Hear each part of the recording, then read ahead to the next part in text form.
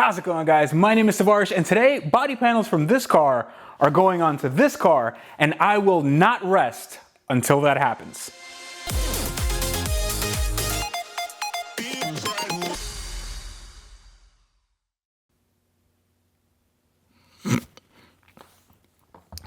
Oh no. Hey, what's up? How's it going? My name is I already said that. So today we are installing some body panels onto this car, and I can't wait. Now, the red car has had some issues, has given me some issues at least, because the bolts were seized on. It's because the bolts are Canadian and they're not used to all the freedom in the air. If you watched my last video, you'll notice that I had a problem with taking off the fenders, the bumper, and the headlight from my red car. Now, that wasn't really a problem because I got it done off camera. Actually, I think I might have recorded some of it. After that bumper came off, everything became super easy to remove. How easy, you ask? And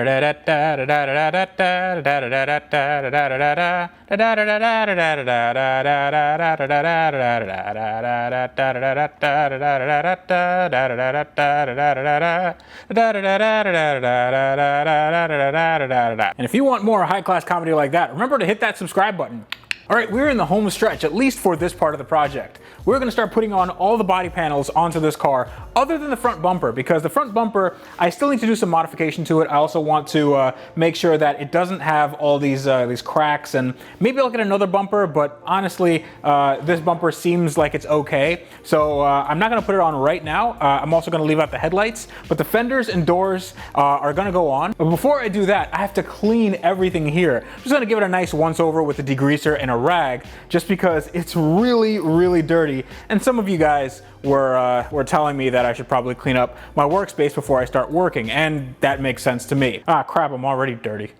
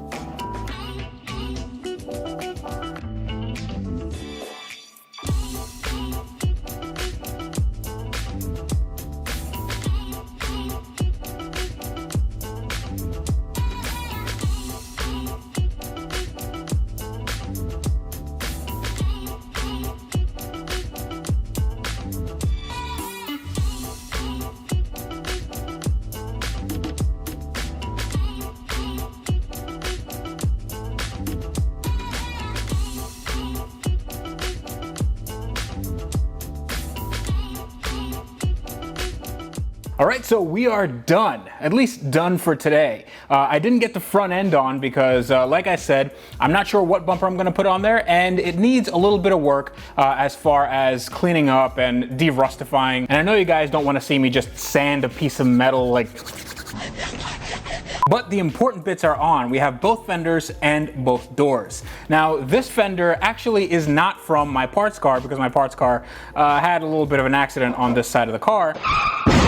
This is from an eBay car, and you can notice that the reds are a little bit different. Now, I thought that it might have been because, you know, this is from a car from a climate where there's more sun, because in Canada there's probably not a lot of sun, but that is not true. This is actually stock paint, and my parts car did not come with stock paint. It had been repainted, and the color is not exactly OEM. Now, another thing I'm noticing is that the body lines haven't lined up 100%.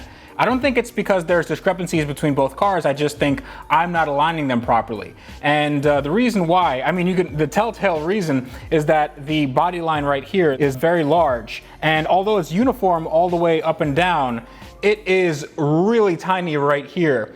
And I actually misaligned this door maybe a 1/16 of an inch. It's a 1/16 of an inch further down than I'd like it to be. Now, when you usually align a door, you want to have one person holding the door and another person tightening down all the bolts. And with me, I had to align the door, which is not exactly the lightest thing in the world, and also tightening down all the bolts. So it took me about an hour to get it this good, and that's not exactly as good as I'd like it. I'd like this to look like it came out of the factory or thereabouts. I want this to look somewhat presentable. Another thing is that even though this door opens and closes just fine, when I open it all the way and then close it, there's a little thing that kind of makes it sound. Listen for it. Yep, there you go.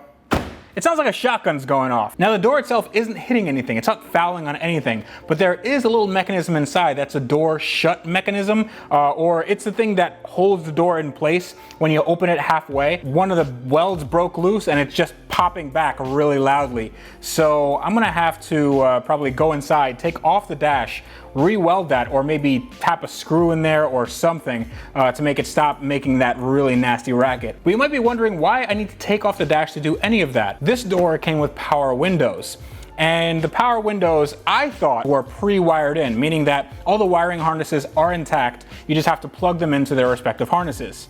This doesn't have power window harnesses. So what I have to do is I have to rip the dash apart. I have to take out the harness from this car, merge it with the harness from this car, just so I have the OEM functionality of power windows. That is gonna be an interesting project, and it's gonna be a lot of fun. Actually, no, what am I thinking? No, the opposite of that. So even though I'm gonna leave the exterior like this for a little while, I still have to finish up the front. I still have to do the interior, which is the next big project coming up. That's gonna be coming up in the next episodes.